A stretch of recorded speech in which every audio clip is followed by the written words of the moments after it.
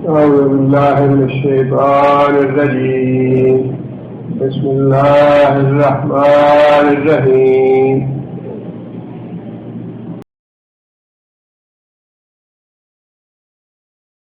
یا ایھا الذین آمنوا، اے لوگوں جو ایمان لائے ہو، خذوا حذرکم، پکڑو اپنا بچاؤ، فانفروا، اور نکلو صباتن، جماعتوں کی شکل میں، اگنفروا جمیعاً، یا نکلو اکٹھے۔ پچھلے رکوع میں اللہ تعالیٰ نے رسول اکرم صلی اللہ علیہ وسلم کی اطاعت کے بارے میں حکم دیا تھا کہ مکمل اطاعت ہونی چاہیے رسول اکرم صلی اللہ علیہ وسلم کی، اور اس رکوع کا پس منظر یہ ہے کہ غزوہ بدر کے بعد کفار اور مشرکین کے حوصلے پست ہو گئے تھے اور ان کی طاقت ٹوٹ گئی تھی، لیکن غزوہ احد کے بعد معاملہ اس کے برعکس ہوا کہ کفار اور مشرکین کے حوصلے بڑھ گئے پہلے سے، اور انہیں یہ گمان ہونے لگا یا انہوں نے اپنی جگہ یہ سوچ لیا کہ شاید اسلام کو ختم کرنا یا مسلمانوں کی کمر توڑنا اب ہمارے لیے بڑا آسان ہو گیا۔ چنانچہ انہوں نے غزوہ احد کے بعد بہت سی سازشیں کی، اور اسی عرصے میں بئر معونہ اور ربیع کا حادثہ بھی ہوا۔ ایک ہی مہینے میں، چوتھی ہجری، 2 ہجری میں غزوہ احد ہوا، 3 ہجری میں، اور چوتھی ہجری میں پہلے غزوہ ربیع کا دھوکہ دیا گیا، ربیع کے حادثے کا دھوکہ دیا گیا نبی صلی اللہ علیہ وسلم کو۔ کچھ منافق لوگ آئے نبی صلی اللہ علیہ وسلم کے پاس اور انہوں نے اسلام سیکھنے کے لیے درخواست کی نبی صلی اللہ علیہ وسلم سے کہ اپنے کچھ علماء اللہ ہمارے ساتھ بھیجیں اور ہم دین سیکھنا چاہتے ہیں۔ نبی صلی اللہ علیہ وسلم نے 10 عالم آدمی ان کے ساتھ بھیجے، اور ان میں سے 7 آدمیوں کو انہوں نے شہید کر دیا، 3 آدمی لڑتے بھیڑتے ان سے بچ کے نکل، اور آج نبی صلی اللہ علیہ وسلم کو اس حادثے کی اطلاع دی۔ بالکل اسی مہینے میں دوسرا حادثہ بئر معونہ کا ہوا، اس میں بھی پہلے حادثے میں 10 آدمیوں کا معاملہ تھا، جن میں سے 7 شہید کیے گئے، 3 زندہ بچ گئے، لیکن دوسرا جو حادثہ تھا اس میں 70 افراد، اور اس میں ہوا یہ کہ منافقوں کے کچھ آدمی وہاں جا کے مدینہ میں ٹھہرے اور ہفتہ اشرا رہے، وہاں پہ جا کے تعلیمات سیکھتے رہے، اور اچھی طرح اطلاع میں لیا مسلمانوں کو کہ واقعی ہم مسلمان ہیں اور ہم دین سیکھنا چاہتے ہیں۔ اس کے بعد انہوں نے نبی صلی اللہ علیہ وسلم سے درخواست کی کہ آپ ہمارے قبیلے کے لیے کچھ آدمی ہمارے ساتھ بھیجیے، فلاں قبیلہ ہے، ان کو دعوت دیں جا کے۔ نبی صلی اللہ علیہ وسلم نے 70 اچھے جو قراء تھے اور عالم اور فضلاء تھے ان کو بھیجا ان کے ساتھ، ان کو بھی ان بدبختوں نے شہید کر دیا۔ ان میں سے 2 آدمی یا 3 آدمی بچے اور ان کو بھی شہید کر دیا گیا۔ اور یہ حادثے جو ہے یہ ہوئے غزوہ احد کے بعد، جس کے بعد ان کا خیال یہ تھا کفار کا کہ اب ان کے خلاف، مسلمانوں کے خلاف سازشیں کرنا اور مسلمانوں کی جماعت کو یا تحریک کو ختم کرنا ہمارے لیے بڑا آسان ہو گیا۔ اس کے بعد اللہ تعالیٰ نے یہ آیتیں فرمائی۔ پہلی آیات جو تھی ان میں اللہ کے رسول کی مکمل اطاعت کا حکم دیا گیا تھا۔ اب ان آیات میں اللہ تعالیٰ نے جہاد کے لیے نکلنے کا حکم دیا ہے۔ اللہ فرماتے ہیں کہ اے لوگوں جو ایمان لائے ہو، خذوا حذرکم۔ 2 باتیں اس ایک آیت میں، 2 باتوں کا ذکر اللہ نے فرمایا۔ پہلی بات یہ خذوا حذرکم، خذوا امر کا فعل ہے اور جمع کا صیغہ ہے، خذوا کا معنی پکڑو، بناؤ، حذرکم اپنا بچاؤ، یہ اپنے بچاؤ کی تیاری رکھو، اپنے بچاؤ کے اسباب اور وسائل مہیا کرو، جس کا مطلب یہ ہے کہ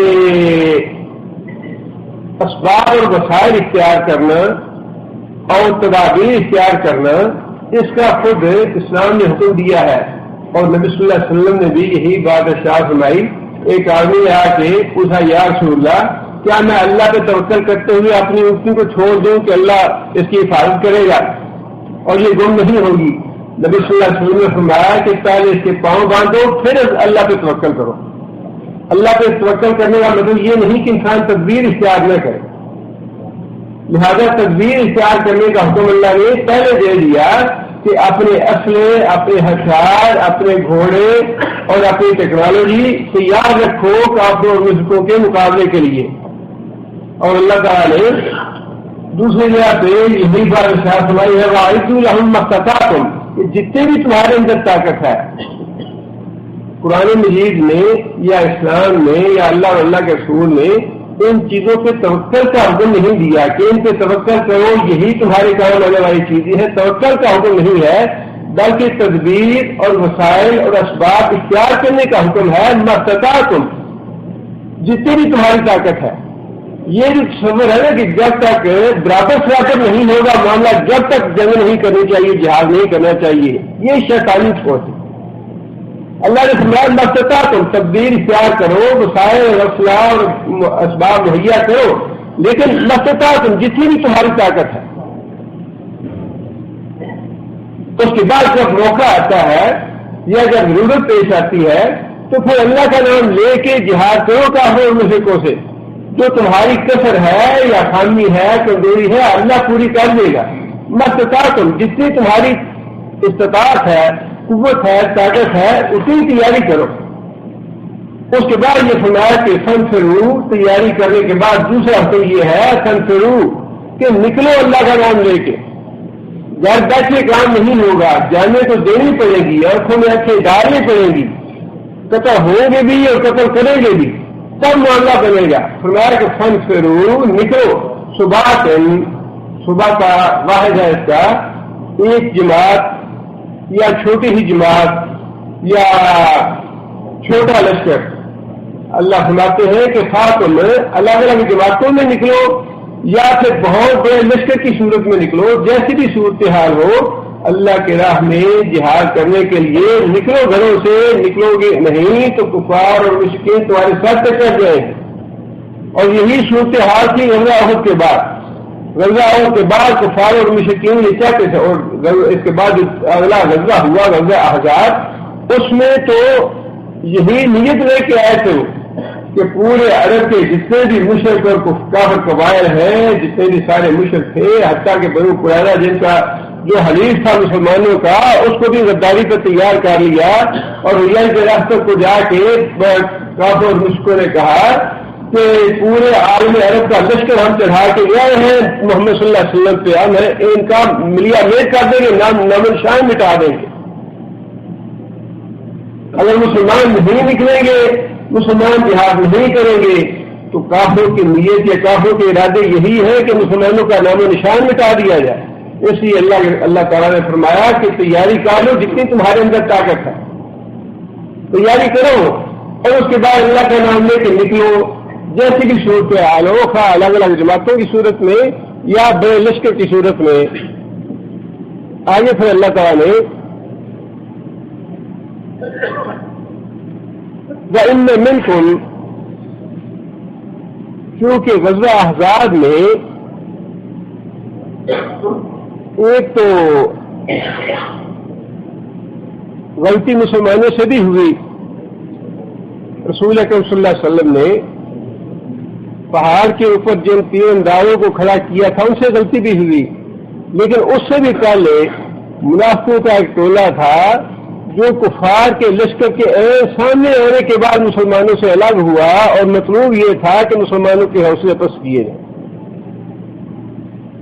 اب اللہ تعالیٰ نے جنگ کے لیے نکلنے کے فوراً بعد اس گروہ کا تذکرہ کیا ہے. اللہ فرماتے ہیں وَإِنَّ مِنْكُمْ لَمَن لَيُبَطِّئَنَّ.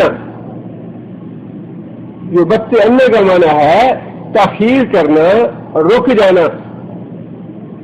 تم میں سے کوئی ایسا بھی ہے، مخاطب تو مسلمان ہی ہیں، مومن ہی ہیں، لیکن اللہ فرماتے ہیں کہ تمہارے مومنوں کے اندر ہی کچھ لوگ موجود ہیں ایسے جو جہاد سے رک جانا چاہتے ہیں، یا جو جان بوجھ کے تاخیری حربے استعمال کرتے ہیں، بہانے بناتے ہیں جہاد سے کسی طرح جان بچ جائے ہماری.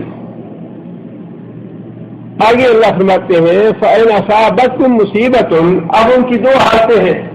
ایک حالت تو یہ ہے کہ مسلمانوں کو فتح نصیب ہو جائے، اور اللہ نے بتایا کہ جب فتح نصیب ہوتی ہے تو پھر ان منافقوں کا کیا رد عمل ہوتا ہے، اور جب مسلمانوں کو کوئی نقصان پہنچتا ہے تو پھر ان منافقوں کا رد عمل کیا ہوتا ہے. دونوں باتیں اللہ نے ارشاد فرمائی. پہلی بات تو یہ فَإِنْ أَصَابَتْكُمْ مُصِيبَةٌ، اگر تم لوگوں کو، مسلمانوں کو، مومنوں کو کوئی نقصان پہنچے، کوئی تکلیف پہنچے، اگر خدا خاصہ کوئی کسی معاملے میں شکست ہو جائے، کہا تو وہ آدمی جو جنگ سے رکا ہوا ہے، جہاد سے جی چرانے والا ہے، جہاد پہ نہیں جانا چاہتا، وہ یہ کہتا ہے قد انعم اللہ علیہ، قد انعم اللہ علیہ، اللہ نے ملک پہ بڑا احسان کیا. اب یہ احسان کی جو سوچ ہے یہ بھی ہر انسان کی اپنی اپنی ہے. کس چیز کو انسان احسان سمجھتا ہے؟ چور بھی چوری کر کے بچ جائے، پکڑا نہیں گیا، تو وہ بھی سمجھتا ہے کہ اللہ نے مجھے کو بڑا احسان کیا، میں پکڑا نہیں گیا. کرپشن کر کے جو بچ گیا، نہ پکڑا گیا، وہ بھی سمجھتا ہے کہ اللہ نے مجھے بڑا احسان کیا، مجھے کسی نے ہاتھ نہیں لگایا. اللہ وہی بالکل منافق کا بھی سوچ اللہ نے بتا دی کہ اس کی سوچ کیا ہے. وہ اپنی جان اس کی جب بچ جاتی ہے، نقصان سے بچ جاتا ہے، تو وہ یہ اپنے دل میں سوچتا ہے کہ اللہ نے تو بڑا احسان کیا، مجھ سے اللہ نے بچا لیا، میں نہیں گیا ان کے ساتھ، میں جاتا تو ممکن ہے میں بھی وہیں ڈھیر ہو جاتا. قد انعم اللہ علیہ، میں اللہ نے مجھ پہ احسان کیا. ان لم اکن معہم شہیدا، لم اکن معہم، میں ان کے ساتھ حاضر نہیں تھا اس جماعت میں، میں اس گروہ میں موجود نہیں تھا، اور اگر میں موجود ہوتا تو میں بھی مارا جاتا. وہ اس بات کے اللہ کا احسان اس کو سمجھتا ہے اور اللہ کا بڑا شکر ادا کرتا ہے کہ اچھا ہوا میں جہاد میں نہیں گیا، میری جان بچ گئی، اگر میں جاتا تو میں بھی مرتا وہاں پہ. اور آگے دوسری بات پھر اللہ نے یہ ارشاد فرمائی کہ جو منافق ہے اس کا دوسرے معاملے میں اگر مسلمانوں کو فتح نصیب ہو جائے تو پھر منافق کا طریقہ کیا ہوتا ہے. اللہ فرماتے ہیں وَلَا إِنْ أَصَابَكُمْ فَضْلٌ مِّنَ اللَّهِ، وَلَا إِنْ أَصَابَكُمْ، اور اگر تم کو یعنی مسلمانوں کو پہنچے فضل من اللہ، اللہ کا فضل، اگر اللہ تعالیٰ مسلمانوں کی جماعت سے فضل کر دے، اللہ تعالیٰ مسلمانوں کو فتح عطا فرما دے، غلبہ عطا فرما دے، لَيَقُولَنَّ، تو پھر وہ منافق آدمی کہے گا کہ ان لم تکن بینکم وبینہ مودۃ، اور وہ بات اس طرح سے کہے گا گویا کبھی بینہ وبینکم، یہ تمہارے درمیان اور اس منافق کے درمیان مودۃ، کبھی مودت کا، کبھی محبت کا، کبھی ہمدردی کا کوئی تعلق رہا ہی نہیں. کیا کہے گا؟ یا لیتنی، ہائے افسوس، کن تو میں ہوتا معہم، ان کے ساتھ، مسلمانوں کے ساتھ، فاقول فوزا عظیما، اور میں بھی بڑی کامیابی حاصل کرتا، مجھے بھی مال غنیمت کا کچھ نہ کچھ حصہ ضرور مل جاتا. درمیان میں اللہ تعالیٰ نے یہ بات ارشاد فرمائی کہ وہ یہ بات اس طرح کہتا ہے جیسے تمہارے درمیان اور اس کے درمیان کبھی کوئی تعلق رہا ہی نہیں محبت کا یا جان پہچان کا. اس کا مطلب یہ ہے کہ مسلمانوں کو جب فتح ہوتی ہے تو بجائے اس کے کہ وہ بد نصیب آدمی مسلمانوں کی فتح پہ کوئی خوشی کا اظہار کرے کہ چلو یہ اچھا ہوا مسلمانوں کو اللہ نے فتح دی، مسلمانوں کو اللہ نے غلبہ دیا، وہ مسلمانوں کی خوشی میں تو شامل نہیں ہوا. اس کو فکر ہے تو اپنے مال غنیمت کا کہ میں اس سے معلوم ہو گیا ہوں. اس لیے اللہ نے فرمایا کہ یہ بات اس طرح کرتا ہے جس طرح کبھی مسلمانوں کے درمیان اس کے درمیان کوئی تعلق تھا ہی نہیں. اگر تعلق ہو تو اس کا سب سے پہلا نتیجہ یہ ہونا چاہیے کہ جس کے ساتھ تعلق ہے اس کی خوشی میں شریک ہوا جائے. ان کی خوشی میں تو وہ شریک ہونا چاہتا نہیں، ان کی خوشی تو ان کو اچھی نہیں لگتی، لیکن اپنے مال کی دل میں فکر ہے کہ میں اس مال سے کیوں محروم ہو گیا جو مال غنیمت دوسرے مسلمان لے گیا. اس لیے اللہ نے فرمایا کہ جب مصیبت آتی ہے تو اللہ کا شکر ادا کرتا ہے کہ اچھا ہوا میں مسلمانوں کے ساتھ نہیں تھا. اور جب مسلمانوں کو غلبہ یا فتح نصیب ہوتی ہے تو پھر اس کو اس بات کی فکر ہوتی ہے کہ میں مال غنیمت سے محروم کیوں ہو گیا. اور بالکل یہی بات اللہ تعالیٰ نے سورہ احزاب میں فرمائی. ایک تو غزوہ تبوک پہ، غزوہ احزاب پہ، دونوں موقعوں پہ جو، اور غزوہ احد پہ بھی منافقوں کا جو نفاذ تھا وہ کھل کے سامنے آیا. اور سورہ توبہ جو ہے وہ تو اللہ تعالیٰ نے ساری کی ساری منافقوں کو ذلیل کرنے کے لیے نازل کی. اور سورہ احزاب میں بھی اللہ تعالیٰ نے بڑی اچھی طرح سے ان کے کردار کی روشنی ڈالی ہے. اللہ تعالیٰ فرماتے ہیں کہ ان کا حال یہ ہے اشفۃ علیکم، کہ منافق جو ہے وہ تمہارا ساتھ دینے میں تو بخیلی سے کام لیتے ہیں. جیسا اللہ نے یہاں فرمایا ساتھ جاتے ہوئے جہاد پہ تو گھبراتے ہیں وہ. اور آگے فرمایا کہ فائدہ جال خوف ہو، اور جب غزوہ خندق میں کفار اور مشرکین کے جتھے چڑھا مدینہ پہ رأیتہم ينظرون إليك تدور أعينهم كالذي يغشى عليه من الموت. تو یہ منافق جو ہے یہ اپنے آنکھیں پھرا پھرا کے، دیدے پھرا پھرا کے تیری طرف خوف کی وجہ سے ایسے دیکھتے ہیں جیسے مرتے ہوئے انسان پہ غمی طاری ہوتی ہے اور انسان کے اوپر غشی طاری ہوتی ہے. اس طرح کی غشی طاری ہو رہی تھی ان پہ جب کفار اور مشرکین کے جتھے مدینے پہ چڑھا. آگے سے فرمایا کہ انہی منافقوں کا جب وہ جتھے واپس چلے گئے اللہ فرماتے ہیں فَإِذَا ذَهَبَ الْخَوْفُ سَلَقُوكُم بِأَلْسِنَةٍ حِدَادٍ أَشِفَةً عَلَى الْخَيْرِ. جب وہ جتھے چلے گئے اور خوف دور ہو گیا تو پھر کینچی کی طرح تیز تیز زبانیں چلاتے ہوئے آپ کی خدمت میں آ گیا کہ یہ ہم بھی تو شامل تھے ساتھ، ہم بھی تو آپ کے ساتھ ہی تھے. اللہ فرماتے ہیں اشفۃ علی الخیر.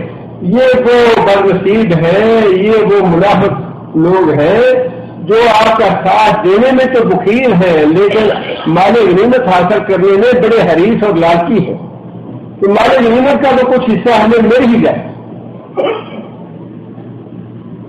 اللہ فرماتے ہیں اولئک لم یؤمنوا، یہ وہ لوگ ہیں جو سچے دل سے ایمان نہیں لائے. فأحبط اللہ اعمالہم، اللہ نے ان کے سارے اعمال ضائع کر دیے. وکان ذلک علی اللہ یسیرا، اور ان کی ساری نمازیں، ان کے روزے، ان کے حج، ان کے صدقات، ان کے خیرات اللہ فرماتے ہیں کہ یہ سارے کے سارے ضائع کرنے میرے لیے کچھ بھی مشکل نہیں.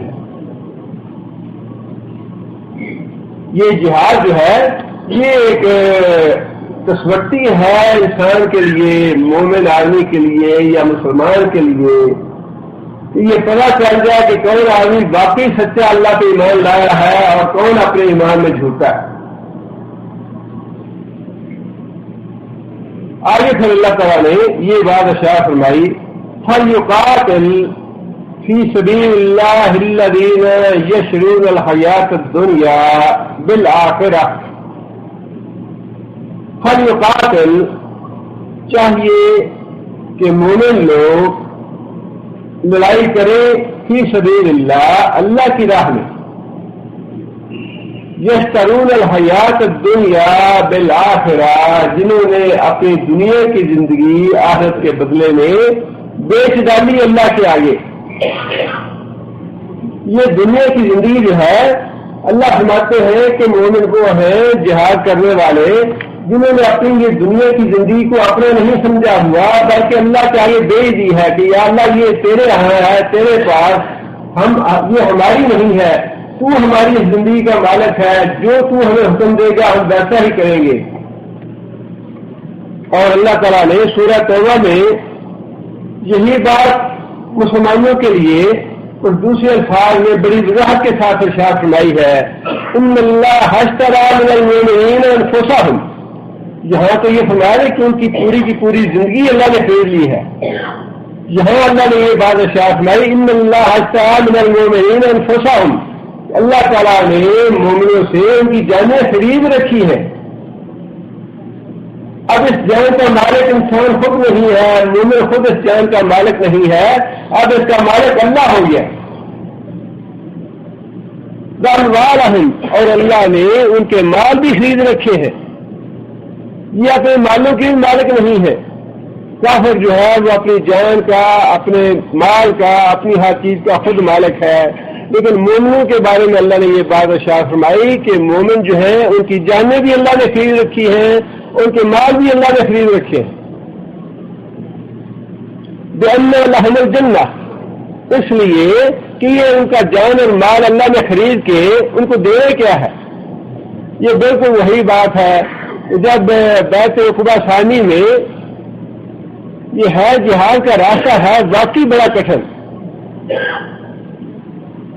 صحابہ کہتے ہیں کہ جب بیعت عقبہ ثانی ہوئی تو خفیہ مقام طے تھا کہ رات کے وقت رسول اکرم صلی اللہ علیہ وسلم کے ساتھ فلاں گھاٹی میں ملاقات ہوگی، اور ہم لوگ اپنے گھروں سے اس طرح چھپتے چھپاتے اور خاموشی سے نکلے جس طرح چڑیا اپنے گھونسلے سے نکلتی ہے تاکہ قانون مقام کسی کو خبر نہ ہونے پائے. اس خاموشی کے ساتھ اور رازداری کے ساتھ ہم نکلے، اور نبی صلی اللہ علیہ وسلم کے ساتھ ان کے چچا، حالانکہ مسلمان نہیں تھے لیکن چچا تھے. یہ قبائلی نظام جو ہے عربوں کا، یہ نبی صلی اللہ علیہ وسلم کے لیے بڑا رحمت کا باعث بنا، بڑا تعاون کا باعث بنا. نہ حضرت عباس مسلمان تھے اور نہ ہی ابو طالب مسلمان تھے، اور بنو ہاشم کے کتنے لوگ تھے جنہوں نے مسلمان نہ ہوتے ہوئے مال اپنی قبائلی اصلیت کی وجہ سے نبی صلی اللہ علیہ وسلم کی مدد. اور جب بات ہونے لگی تو حضرت عباس نے بیعت کی جو سنگینی تھی اور جو نزاکت تھی اس کا احساس دلایا صحابہ جو مدینہ سے لوگ آئے تھے، اور انہیں بتایا کہ اگر تم ہمارے پاس محمد صلی اللہ علیہ وسلم اپنے کنبے میں ہے، اپنے قبیلے میں ہے، میں ان کا چچا ہوں، ان کی برادری ہے، اگر تم ان کو وہاں لے جا کے بے سہارا چھوڑ دو تو اچھا ہے کہ آج ہی ان کو مکہ میں رہنے دو. جیسے کہتے ہیں ہم نکٹ رہے ہیں لوگوں سے، لیکن اگر تم یہ لے کے جاتے ہو تو پھر ان کی حفاظت ویسے ہی تمہیں کرنی پڑے گی جیسے اپنے بال بچوں کی حفاظت کرتے. مدینہ کے جو لوگ تھے انہوں نے اس بات کا اقرار کیا کہ یا رسول اللہ ہم جنگ کے بیٹے ہیں، ہم آپ کی حفاظت ویسے ہی کریں گے جیسے اپنے بال بچوں کی حفاظت کرتے ہیں، جیسے اپنے گھر بار کی حفاظت کرتے ہیں. اور آپ کو اس بات کا پورا اختیار ہوگا کہ جو چیز آپ ہم سے لینا چاہیں گے وہ آپ لے لیں گے، اور جو چیز آپ ہمارے لیے چھوڑیں گے وہی ہم لیں گے. آپ کو بالکل اختیار ہوگا، اگر آپ ہمیں حکم دیں گے تو ہم سمندر میں بھی کود جائیں گے. ہم بنی اسرائیل کے وہ لوگ نہیں ہیں جو یہ کہیں کہ تم جاؤ تمہارا رب جاؤ، جیسے بنی اسرائیل نے موسیٰ علیہ السلام سے کہا تھا تم اور تمہارا رب جا کے لڑو، ہم یہاں بیٹھتے ہیں، جب علاقہ فتح ہو جائے گا تو ہم تمہیں آ جائیں گے. سارے مدینہ نے کہا یا رسول اللہ آپ یہ گمان مت کیجیے کہ ہم بنی اسرائیل والا معاملہ آپ کے ساتھ کریں گے. ہماری جانیں بھی حاضر ہیں، ہمارا مال بھی حاضر ہے، ہمارا گھر بار حاضر ہے، ہمارے بال بچے حاضر ہیں، جو آپ لینا چاہتے ہیں وہ لیں، جو چھوڑنا چاہتے ہیں وہ چھوڑیں.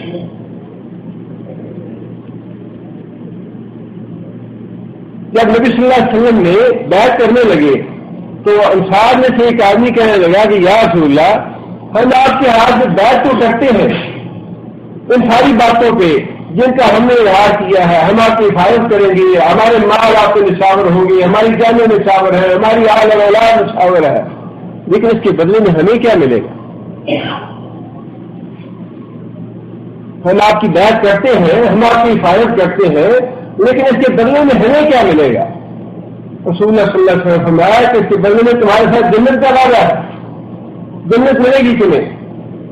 وہی بات اللہ تعالیٰ نے یہاں ارشاد فرمائی کہ اللہ تعالیٰ نے تمہارے مال اور تمہاری جانیں خرید رکھی ہیں بِأَنَّ لَهُمُ الْجَنَّةَ، اس لیے کہ اللہ تعالیٰ نے مومنوں کے لیے اس کی جزا کے طور پہ جنت بنا رکھی ہے، جنت ان کا سرا ہوگا۔ اور فرمایا کہ ان کا مال اور جانیں خریدنے کا مطلب کیا ہے؟ مومنوں کا مال اور جانیں خریدنے کا مطلب کیا ہے؟ فرمایا اس کا مطلب یہ ہے یقاتلون فی سبیل اللہ، وہ جہاد کرتے ہیں اللہ کی راہ میں، فیقتلون، کافر اور مشرکوں کو قتل کرتے ہیں، ویقتلون، اور ان کے ہاتھوں سے قتل ہوتے ہیں، مارتے بھی ہیں لڑتے بھی ہیں، وعدن علیہ حقا فی التوراۃ والانجیل والقرآن، اللہ کا یہ وعدہ ہے جو اللہ نے تورات میں بھی کیا، انجیل میں بھی کیا، اور اس قرآن میں بھی اللہ نے کیا ہے۔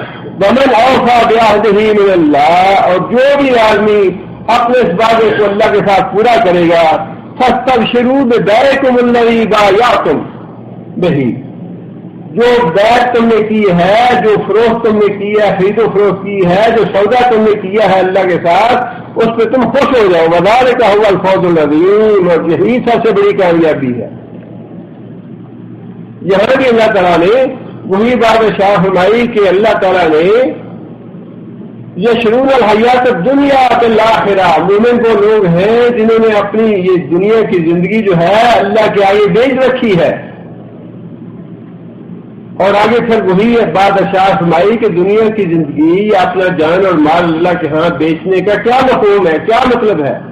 وَمَن يُقَاتِلْ فِي سَبِيلِ اللَّهِ فَيُقْتَلْ، جو کافر اور مشرکوں سے جنگ کرے گا، جہاد کرے گا، ان سے لڑے گا، انہیں قتل کرے، فَيُقْتَلْ، اور قتل کیا جائے، وہ قتل کیا جائے، اور یغلب، یا وہ غالب ہو، فَسَوْفَ نُؤْتِیہِ أَجْرًا عَظِیمًا، اللہ تعالیٰ اس کو بڑی جلدی اجر عظیم عطا فرمائے گا۔ جن لوگوں نے پھر باقی اپنی زندگی، اپنی جان اور اپنا مال جو ہے وہ اللہ کے لیے، اللہ کے آگے بیچ رکھا تھا، ان کی زندگی کا مقصد تو یہی تھا کہ کافروں سے جہاد کرنا ہے۔ کافروں سے جہاد کا مطلب یہ نہیں ہے کہ ہر وقت انسان کافر کو دیکھے تو تلوار کھینچ لے، اس کی جو شروط ہے، جو ارکان ہے، وہ لازمی ہے اس کے لیے۔ حکومت وقت جو ہے، اسلامی حکومت جو ہے، یہ اس کے اختیار میں ہے کہ وہ جہاد کا باقاعدہ اعلان کرے، اور اس اعلان کے مطابق جو بھی حکم دے حکومت، انسان اس کے مطابق جہاد میں حصہ لے، مال سے یا جان سے، جیسی بھی صورتحال ہو۔ کیونکہ نبی صلی اللہ علیہ وسلم کے زمانے میں رسول اکرم صلی اللہ علیہ وسلم کی ذات موجود تھی، اور رسول اکرم صلی اللہ علیہ وسلم ہی خود حکم دینے والے تھے، اپنے لشکر بھیجنے والے تھے، جماعتیں بھیجنے والے تھے۔ وہی جو واقعہ جس کا میں نے پہلے ذکر کیا، بیر معونہ کا جو واقعہ ہوا، اس میں 70 قراء جو تھے، ان کے امیر حضرت حرام بن ملحان تھے، ان سے دھوکہ ہوا، اور ان کو جب کافروں کے پاس پہنچے یا ان قبائل کے پاس پہنچے تو اس بات کا احساس ہو گیا کہ انہوں نے ہم سے دھوکہ کیا ہے۔ حضرت حرام کہنے لگے کہ کیا تم مجھے اس بات کی اجازت دیتے ہو کہ نبی صلی اللہ علیہ وسلم نے تمہارے طرف جو پیغام بھیجا ہے، جو خط لکھوایا ہے، وہ میں تمہیں پڑھ کے سنا دوں؟ پہلے تو لوگوں نے کہا کہ ہاں ہمیں پڑھ کے سنائے، کیا خط تھا وہ؟ حضرت حرام بن ملحان نے وہ خط پڑھنا شروع کیا، اور جو ان منافقوں کا سردار تھا اس نے اپنے کسی آدمی کو اشارہ کیا اور اسے پیچھے سے حضرت حرام پہ حملہ کر کے ان کو قتل کر دیا، شہید کر دیا۔ جب خون کا فوارہ بہا تو حضرت حرام نے اپنا خون جو ہے اپنے ہاتھ پہ لیا اور اپنا خون اپنے چہرے پہ اور اپنے سر پہ مل لیا اور کہنے لگے فوز کو برب الکعبہ، رب کعبہ کی قسم میں کامیاب ہو گیا۔ یہ ہے کہ انسان کی جان اور مال جو ہے وہ قربان کر کے یہ سمجھے کہ اب میں کامیاب ہوا اللہ کے ہیں۔ اور دیکھیے ان چیزوں کے جو ہے اثرات ہیں وہ کتنے عجیب و غریب بعض اوقات ہوتے ہیں۔ وہ جو قتل کرنے والا تھا حضرت حرام کو، تاریخ میں لکھا ہے کہ بعد میں اس نے سوال کیا لوگوں سے کہ اس آدمی نے یہ بات کہی فوت تو برب کعبہ، تو رب کعبہ کی قسم میں کامیاب ہو گیا، کیا مطلب ہے اس کا؟ اس کو لوگوں نے بتایا کہ اس کا مطلب تو یہ ہے کہ اللہ کے ہاں وہ کامیاب ہو گیا، اللہ اس کو جنت دے گا، اللہ اس کو اجر و ثواب دے گا۔ اللہ تعالیٰ نے ایسا، اللہ تعالیٰ نے بات زبان دل میں ڈال دی۔ وہی جو حضرت حرام کو شہید کرنے والا آدمی تھا، بعد میں وہ خود بھی مسلمان ہو گیا، صرف حضرت حرام کی اس کلمے کی وجہ سے کہ میری شہادت جو ہے یہی تو میری کامیابی ہے۔ فوت برب الکعبہ، فرمایا کہ اگر وہ آدمی اللہ کی راہ میں قتال کرتا ہے اور کافروں کو قتل کرتا ہے یا خود قتل ہو جاتا ہے، دونوں صورتوں میں اللہ فرماتے ہیں کہ اس کے لیے اجر عظیم ہے۔ اگر تو وہ شہید ہوتا ہے تو خود اللہ تعالیٰ نے، اللہ کے رسول نے ارشاد فرمایا کہ شہید کے لیے اللہ تعالیٰ نے 7 فضیلتیں رکھی ہیں دوسرے اہل ایمان کے مقابلے میں۔ پہلی فضیلت تو یہ ہے کہ جیسے ہی انسان شہید ہوتا ہے اللہ تعالیٰ کے سارے گناہ معاف فرما دیتے ہیں، اللہ تعالیٰ کی مغفرت فرما دیتے ہیں۔ دوسرا یہ فرمایا کہ جیسے ہی انسان اللہ کی راہ میں خون بہاتا ہے، شہید ہوتا ہے، اللہ تعالیٰ جنت میں اس کو اس کا اپنا گھر دکھا دیتے ہیں، اس کو جنت میں اس کا گھر دکھایا جاتا ہے۔ تیسرا فرمایا کہ شہید کے لیے یہ فضیلت ہے کہ عذاب قبر سے محفوظ رہتا ہے، قبر کے فتنے سے محفوظ رہتا ہے، یا تو سوال جواب ہوتے ہی نہیں، اور اگر ہوتے ہیں تو وہ سوال جواب میں کامیاب ہوتا ہے۔ چوتھی بات یہ فرمائی کہ قیامت کے دن جب ہر انسان پہ بہت زیادہ گھبراہٹ طاری ہوگی، شہید اس گھبراہٹ سے محفوظ رہے گا۔ اور پانچویں بات یہ ارشاد فرمائی کہ شہید کا جنت میں 72 حوروں کے ساتھ نکاح کیا جائے گا۔ اور چھٹی بات یہ فرمائی کہ ہر شہید کو اپنے کنبے قبیلے یا اپنے دوست احباب یا جان پہچان کے 70 لوگوں کی سفارش کا حق ہوگا۔ 70 لوگوں کی وہ سفارش کرے گا، شفاعت کرے گا اللہ کے حضور، اور اس کی شفاعت کو یا سفارش کو اللہ تعالیٰ تسلیم کریں گے۔ اور پھر 7ویں فضیلت یہ بیان فرمائی کہ قیامت کے دن شہید کو ایسا تاج پہنایا جائے گا جس میں لگے ہوئے موتی جو ہیں اتنے قیمتی ہوں گے کہ ایک موتی دنیا مافیہا کی ساری دولت سے زیادہ قیمتی ہوگا۔ یہ شہید کے فضائل ہیں۔ اللہ نے فرمایا کہ انسان اللہ کی راہ میں جاتا ہے، قتال کرتا ہے، اگر تو وہ خود قتل ہوتا ہے، فیقتل، وہ خود قتل ہو گیا، اس صورت میں بھی اللہ فرماتے ہیں فسوف نؤتیہ اجرا عظیما، ہم اس کو اجر عظیم سے نوازیں گے۔ اور دوسری صورت یہ فرمائی اور یا وہ غازی بن کے واپس آ جائے، غالب ہو جائے۔ غالب ہونے کی صورت میں بھی رسول اللہ صلی اللہ علیہ وسلم نے جہاد کرنے کے فضائل میں یہ بات ارشاد فرمائی کہ جو آدمی ایک گھڑی بھر کے لیے اللہ کی راہ میں جہاد کے لیے نکلتا ہے، لیلۃ القدر کی رات کو حجر اسود کے قریب ساری رات عبادت کرنے سے جہاد کی ایک گھڑی افضل ہے۔ حجر اسود کے قریب لیلۃ القدر کی رات کا قیام جو ہے اس سے بھی جہاد افضل ہے۔ اور فرمایا کہ جو آدمی غبار آلود ہوتا ہے جہاد فی سبیل اللہ میں، اس کو جہنم کی آگ نہیں چھوئے گی۔ فرمایا کہ جنت جو ہے وہ تلواروں کے سائے میں ہے۔ یہی چیز تھی کہ صحابہ کرام جو تھے وہ بلا تعمل اپنی خوشی حضرت سعد بن ابی وقاص سارے پورے لوگوں میں سے ہیں، ان کے بھائی جنگ بدر کے موقع میں چھوٹے تھے، وہ بھی جانا چاہتے تھے غزوہ بدر میں، لیکن چھوٹی عمر کی وجہ سے رسول اکرم صلی اللہ علیہ وسلم نے ان کو نکال دیا۔ وہ رونے لگے۔ نبی صلی اللہ علیہ وسلم نے حضرت سعد بن ابی وقاص کی درخواست پہ ان کو شامل کیا اور وہ غزوہ بدر میں شہید ہو۔ اللہ فرماتے ہیں کہ خواہ تم اللہ کی راہ میں قتل ہو جاؤ یا صرف جہاد میں تم نے حصہ لیا اور غلبہ حاصل ہو گیا اور غالب بن کے واپس لوٹے، تبھی اجر و ثواب میں کمی نہیں ہوگی، اجر و ثواب بہت زیادہ ہوگا، اور اس کے ساتھ مال غنیمت الگ ہے۔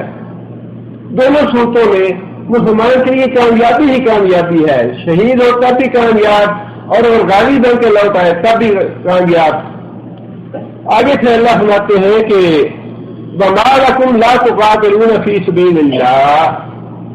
اب یہ غزوہ پہ یا جہاد پہ یا مشرکوں کے خلاف قتال پہ اللہ تعالیٰ نے مسلمانوں کو ابھارا ہے، تیار کیا ہے۔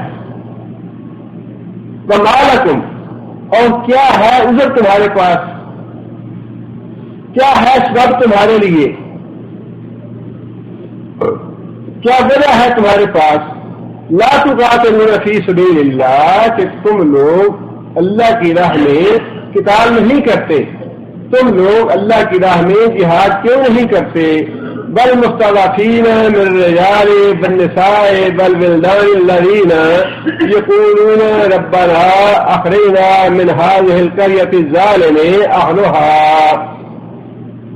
یہ اللہ تعالیٰ نے قتال یا جہاد فی سبیل اللہ کے جو اسباب ہیں، وجوہات ہیں، مقاصد اور اہداف ہیں، ان میں سے ایک مقصد کا یہاں پہ ذکر فرمایا ہے کہ قتال اور تمہارا غزہ جو ہے یا جنگ ہے اس کا مقصد کیا ہونا چاہیے۔ ایک مقصد تو واضح ہے، اسلام جو ہے یہ سچا دین ہے، آخری دین ہے، سلامتی کا دین ہے، امن کا دین ہے، لہذا اس دین کو غالب کرنے کے لیے بھی جہاد کا حکم ہے کہ اسی سے دنیا میں سلامتی اور امن قائم ہوگا۔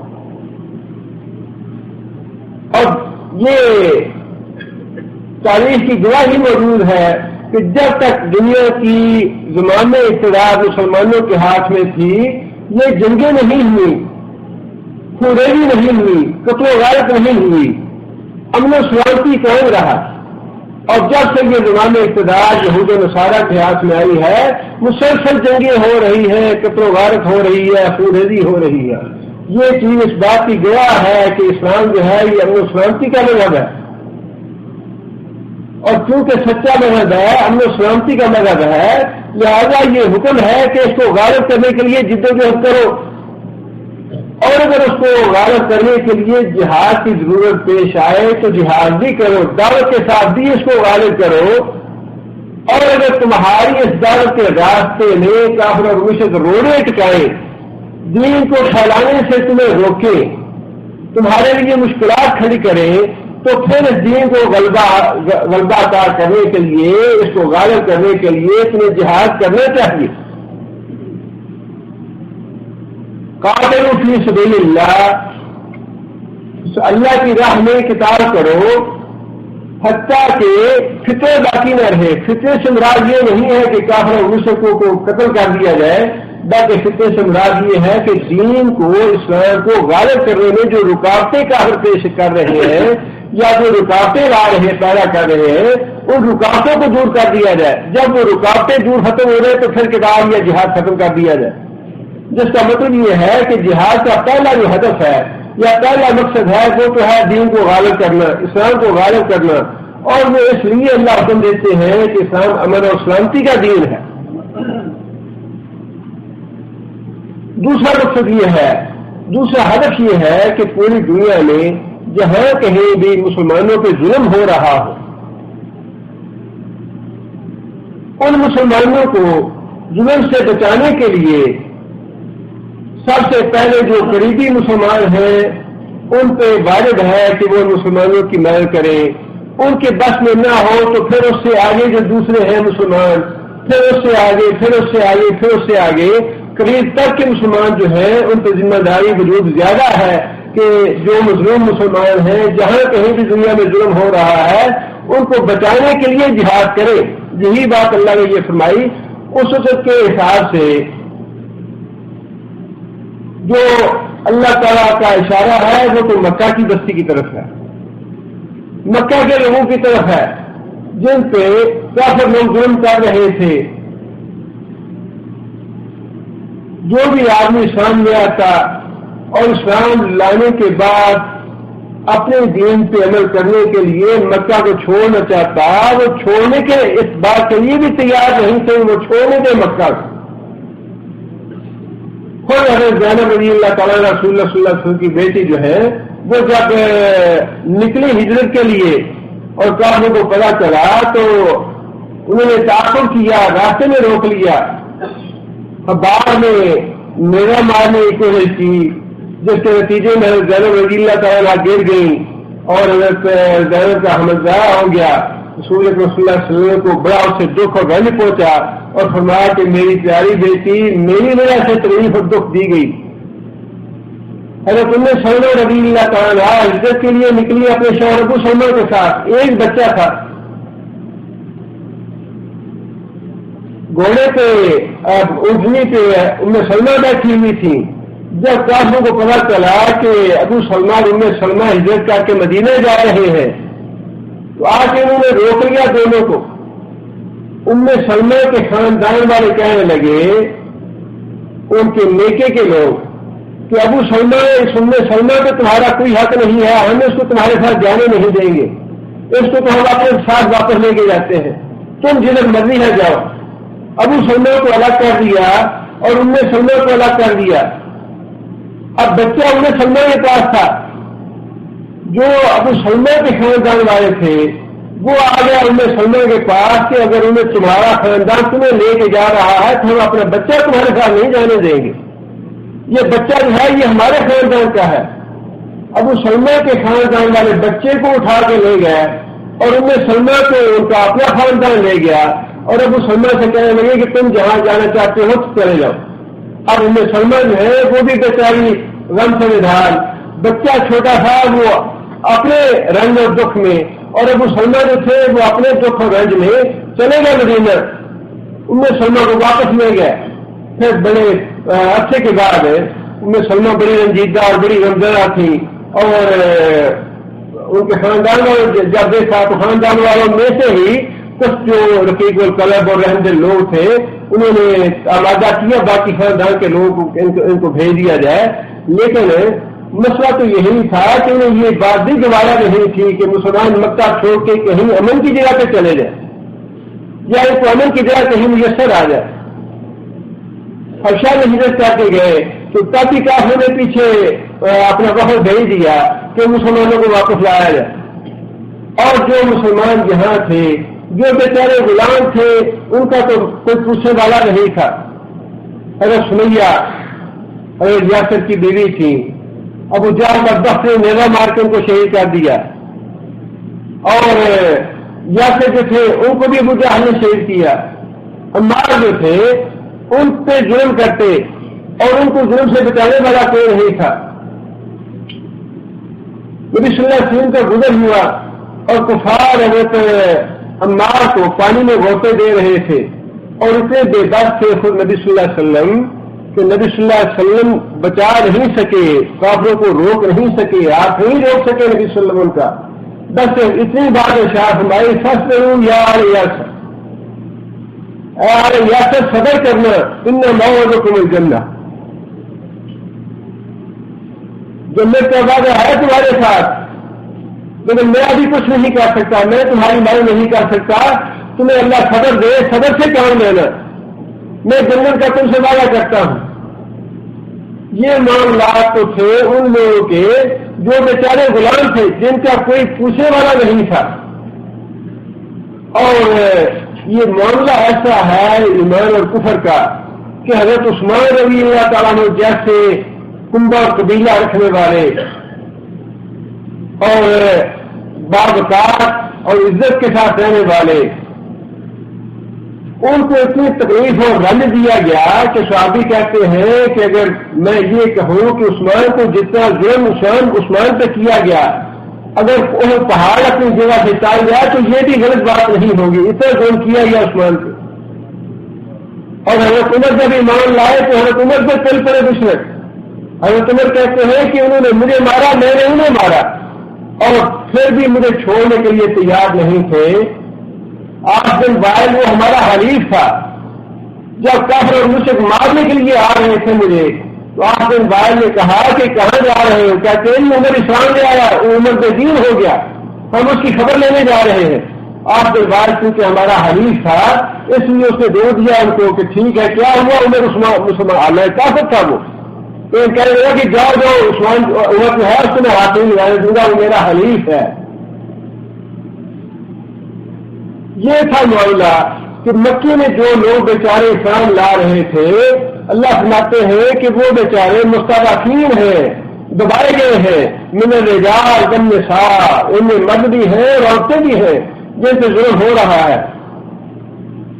والولدان اور بچے بھی ہیں، الذین یقولون ربنا اخرجنا من هذه القرية الظالم اهلها، جو اپنے اللہ سے دعا کرتے ہیں کہ اے ہمارے پروردگار اخرجنا، ہمیں اس بستی سے نکال جس کے رہنے والے ظالم ہیں، جن کو یہ بات گوارا نہیں کہ ہم اپنے دین پہ قائم رہ سکیں یا اپنے عقیدے کے مطابق اللہ کی عبادت کر سکیں۔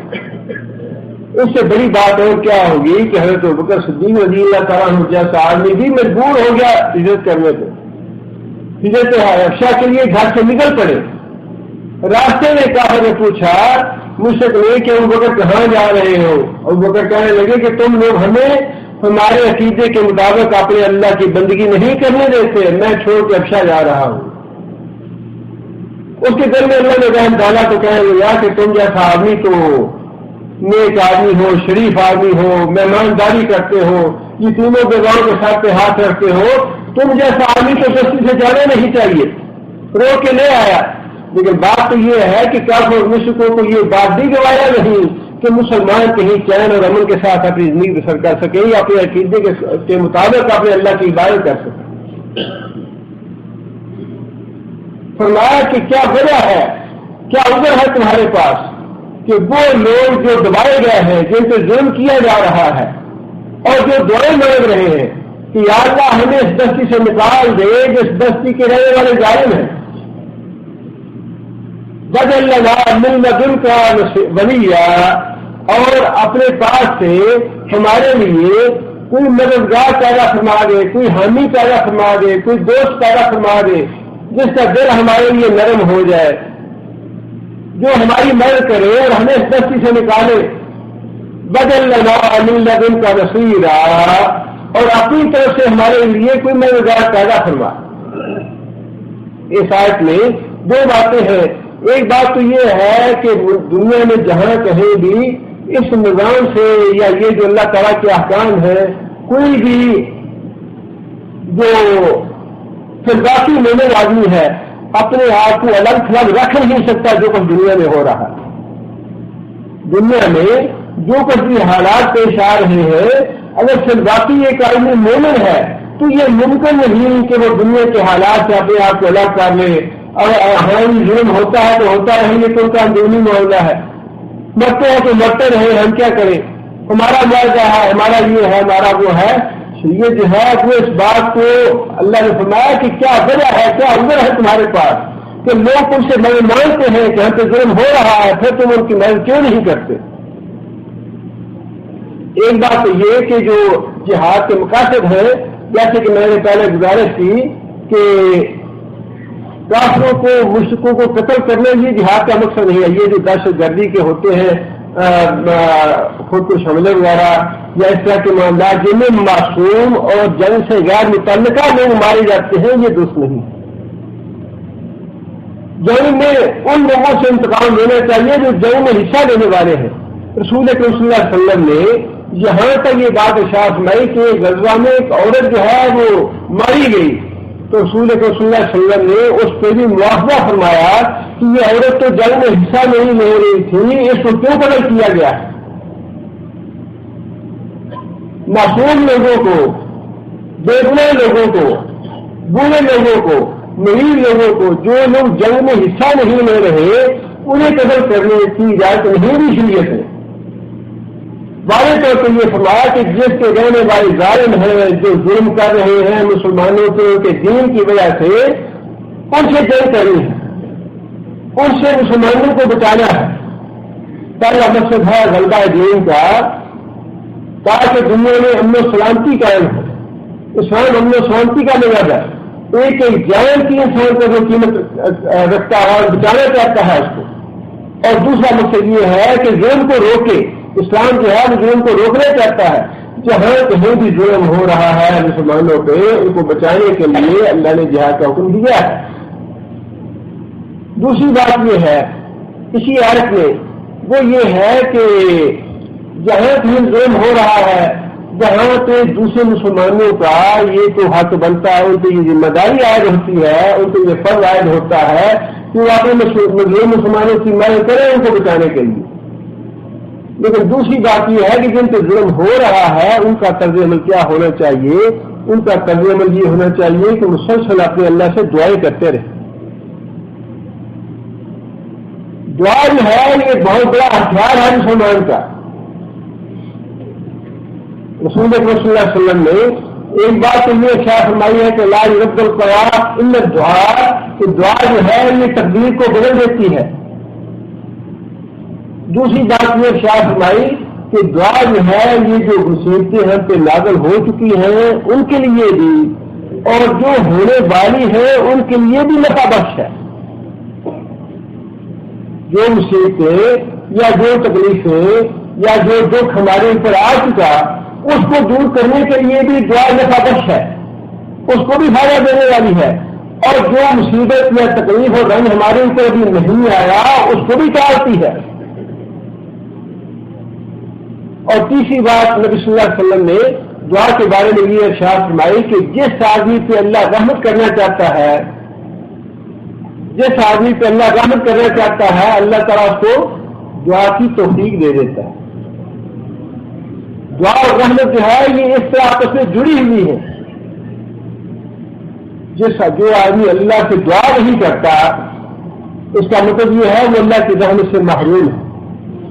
چھوٹی سے چھوٹی بات اللہ کے رسول نے فرمایا کہ اگر تمہاری جوتی کا تسمہ ٹوٹ جائے وہ بھی نام لے کے اللہ سے مانگو یا اللہ میری جوتی کا تسمہ ٹوٹ گیا ہے مجھے تسمہ دے. گھر سے نمک ختم ہو گیا ہے تو اس کا نام لے کے اللہ سے مانگو یا اللہ گھر سے نمک ختم ہو گیا مجھے نمک دے. فرمایا کہ جب اللہ تعالیٰ کسی بندے پہ رحمت کرنا چاہتا ہے تو اس کو دعا کی توفیق دے دیتا ہے. یہ کبھی نہ سوچے ابھی اللہ کو ہمارے مسائل کا پتہ ہی ہے. اللہ کو تو پتہ ہے لیکن اللہ جب ایک چیز کو پسند کرتا ہے کہ تمہارا مانگنا جو ہے وہ مجھے اچھا لگتا ہے اور جو نہیں مانگے گا میں اس سے ناراض ہو جاؤں گا عام حالات کے لیے بھی. اور جب کوئی اس طرح کی مصیبت نازل ہو جائے مسلمانوں پہ یا کافروں کی طرف سے کوئی اس طرح کا آزمائش آ جائے فتنہ آ جائے اس وقت تو پھر یہ بات جو ہے وہ لازم ہو جاتی ہے کہ جن پہ وہ فتنہ آیا ہے جن پہ وہ آزمائش آئی ہے وہ مسلسل اپنے اللہ سے دعا کرتے ہیں ربنا اخرجنا من هذه القرية الظالم اهلها یا اللہ دل سے ہمیں تو اپنے فضل سے اپنی رحمت سے یاد دلا اپنی طرف سے تو ہمارا حامی اور مددگار پیدا کر دے. دونوں باتیں ہیں. جو دوسرے مسلمان ہیں ان پہ واجب ہے کہ وہ اپنے مظلوم بھائیوں کی مدد کریں اور جو مظلوم بھائی ہیں ان پہ یہ واجب ہے کہ رجوع اللہ کریں. مصیبت میں اور تکلیف میں اور دکھ کا سب سے بڑا تدابیر جیسے کہ میں نے پہلے گزارش کی تدابیر اختیار کرنے سے شریعت نے منع نہیں کیا بلکہ پہلے حکم دیا آئیدی رحمت تم تیاری کرو جتنی تمہاری طاقت ہے تدبیر اختیار کرو. تدبیر سے منع نہیں کرتا لیکن جو سب سے بڑی بات ہے وہ یہ ہے کہ یہ تدبیر سے توکل نہ کرو. توکل اپنے اللہ پہ رکھو. جو مسلسل اللہ سے کرو. رجوع اللہ رکھو. اللہ کے رسول بدر میں لے گئے سارے مسلمانوں کو اپنے صحابہ کرام کو لے گیا بدر میں لیکن ساری رات کھڑے ہو کے دعائیں یہ کرتے رہے کہ یا اللہ اگر یہ بندش آج تیرے راہ میں چلے گیا یا ختم ہو گیا تو پھر یا اللہ تیرے دین کا نام دینے والا باقی نہیں رہے گا. اللہ سے دعا کا جو معاملہ ہے وہ انسان کو مسلسل جاری ساری رکھنا چاہیے. بلکہ جب انسان اللہ کے رسول نے یہ فرمایا کہ جو آدمی یہ چاہتا ہے کہ دکھ میں اور رنج میں اللہ کی دعا سنے اسے کیا کرنا چاہیے اسے خوشی اور راحت میں بھی اللہ سے دعا کرتے رہنا چاہیے. جو آدمی خوشی اور راحت میں اللہ سے رجوع کرتا رہے گا، اللہ سے دعائیں مانگتا رہے گا، اللہ دکھ میں بھی اور تکلیف میں بھی اس کی دعا فوراً چھوڑ لے گا، اللہ کو نہ چھوڑے، اللہ کا دامن ہاتھ میں پکڑ کے رکھے۔ آگے پھر اللہ تعالیٰ نے یہ بات ارشاد فرمائی، الذین آمنوا یقاتلون فی سبیل اللہ والذین کفروا یقاتلون فی سبیل الطاغوت۔ اب یہ دو راستے ہیں، ایک راستہ تو یہ ہے اہل ایمان کا، اور ایک راستہ طاغوت کا ہے۔ اللہ فرماتے ہیں کہ جو اہل ایمان ہیں وہ تو اللہ کی راہ میں قتال کرتے ہیں، اپنی جانیں اللہ کی راہ میں قربان کرتے ہیں اللہ کو راضی کرنے کے لیے۔ فی سبیل اللہ سے مراد یہی ہے کہ اللہ کو راضی کرنے کے لیے وہ اپنی جانیں دیتے ہیں، اللہ کو راضی کرنے کے لیے قتل کرتے ہیں کافر اور مشرکوں کو۔ اور اس میں اس قتال میں اگر کوئی معمولی سی دوسری نیت ہوگی تو اللہ کی رضا سے ختم ہو جائے گی۔ رسول اکرم صلی اللہ علیہ وسلم سے ایک صحابی نے پوچھا، یا رسول اللہ، ایک آدمی اللہ کی راہ میں جہاد کرتا ہے لیکن اس کے ساتھ اس کی نیت یہ بھی ہے کہ اس کو کچھ مال بھی ملے، مال غنیمت بھی حاصل ہو، کیا اس کے لیے کوئی اجر ہے؟ نبی صلی اللہ علیہ وسلم نے فرمایا کہ لا اجر لہ، اس کے لیے کوئی اجر نہیں۔ اس آدمی نے دوبارہ پوچھا، صحابہ نے کہا کہ بھائی یہ تو بہت بڑی بات ہو گئی کہ ایک آدمی اللہ کی راہ میں جہاد کے لیے نکلتا ہے، مارتا ہے، مرتا ہے، اور قدرتی طور پہ کچھ نہ کچھ دل میں ہوتی ہے کہ اگر ہمیں فتح ہو گئی تو ہمیں مال غنیمت ملے گا، مجھے بھی اس سے حصہ ملے گا۔ صحابہ نے کہا کہ تم نبی صلی اللہ علیہ وسلم سے دوبارہ پوچھو مسئلہ، کہ شاید تم اپنا مسئلہ اچھی طرح واضح نہیں کر سکے۔ اس آدمی نے دوبارہ مسئلہ پوچھا، یا رسول اللہ، ایک آدمی اللہ کی راہ میں نکلتا ہے جہاد کے لیے لیکن اس کے ساتھ اس کی نیت یہ بھی ہے کہ مجھے کچھ مال بھی ملے، فرمایا کہ لا اجر لہ، اس کے لیے قطعاً کوئی اجر نہیں ہے۔ صحابہ نے پھر تعجب کیا، صحابہ نے پھر اس آدمی کو تیار کیا کہ تم کسی مسئلہ پھر سوال کرو، شاید نبی صلی اللہ علیہ وسلم کو تم اچھی طرح واضح نہیں کر سکے اپنی بات۔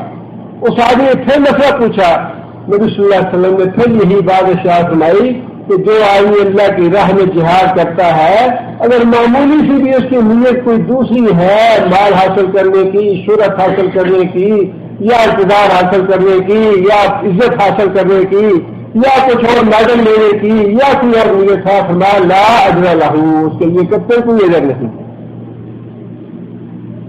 فی سبیل اللہ کا مطلب یہ ہے کہ اللہ کی رضا کے مطابق اور اللہ کے دیے ہوئے احکام کے مطابق قتال کیا جائے۔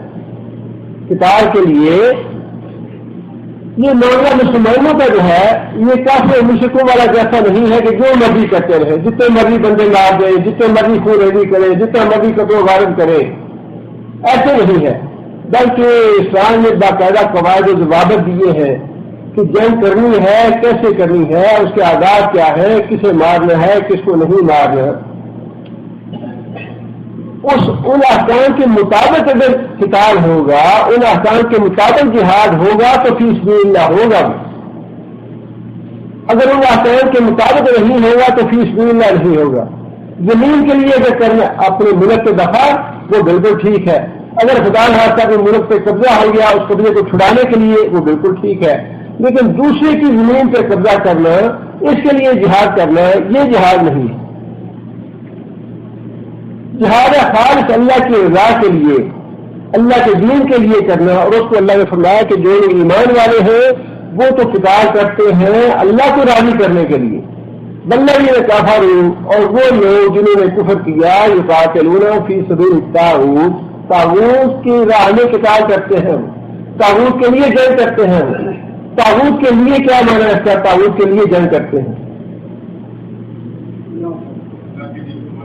جس طرح اللہ کی راہ میں جہاد کرنے کا مطلب یہ ہے کہ اللہ کے دین کو غالب کرنا ہے، اللہ کے احکام کو غالب کرنا ہے، اسلام کو غالب کرنا ہے، اسی طرح طاغوت کی راہ میں قتال کرنے کا مطلب یہ ہے طاغوت کی تحریک کو غالب کرنے کے لیے وہ قتال کرتے ہیں، طاغوت کے عادات و اطوار کو غالب کرنے کے لیے وہ قتال کرتے ہیں، شیطان کے احکام کو بجا لانے کے لیے، شیطان جس راستے کو لے جانا چاہتا ہے ان کی تحریر و تمدن کو غالب کرنے کے لیے، ان کے عادات و اطوار کو غالب کرنے کے لیے، ان کے جو تہوار ہیں ان کو غالب کرنے کے لیے، ان کے عقائد اور ان کی عبادات کو غالب کرنے کے لیے طاغوت جنگ کرتا ہے، جبکہ مومن اللہ کے احکام کو غالب کرنے کے لیے جنگ کرتا ہے۔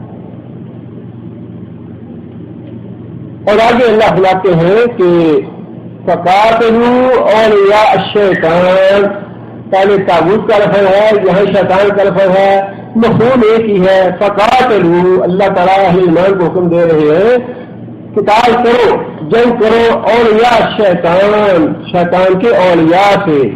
شیطان خود تو پیچھے رہتا ہے، آگے کرتا ہے اپنے اولیاء کو، اس کے جو چیلے چلتے ہیں، جو اس کی تحریر و تمدن سے محبت کرتے ہیں، جو شیطانی افعال سے، بے حیائی سے، فحاشی سے، بے حیاتی سے، اللہ کی نافرمانی کے جتنے بھی کام ہیں ان کو شیطان پسند کرتا ہے۔